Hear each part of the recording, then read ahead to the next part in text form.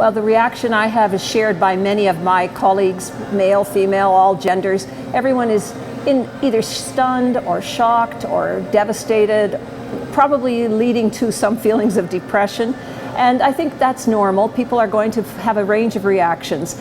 I think it's going to take a while before we sort of pull ourselves together and say, look, this is a setback. We're all concerned. He tried to be conciliatory in his acceptance speech, but what is he going to bring to the American public in terms of any moves that he's going to make? What the fear is that it'll be misogyny, sexism, racism, that somehow that will still be there, because that's what he campaigned on. And so there is a great deal of fear about what will happen in the next little while, especially around women's reproductive rights and other such issues.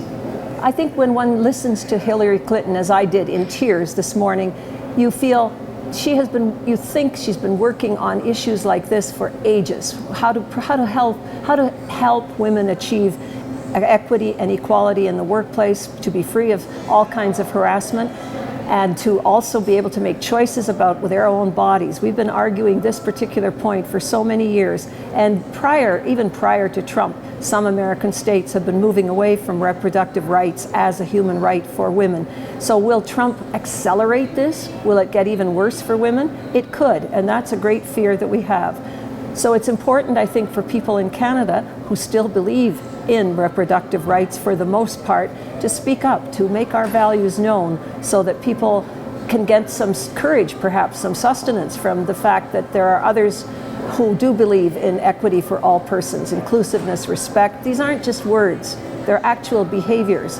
And I wish the American people well, I wish Trump well, because we don't want a disaster. But I think it's going to be a very difficult and tricky time for everyone, in particular for our Canadian politicians.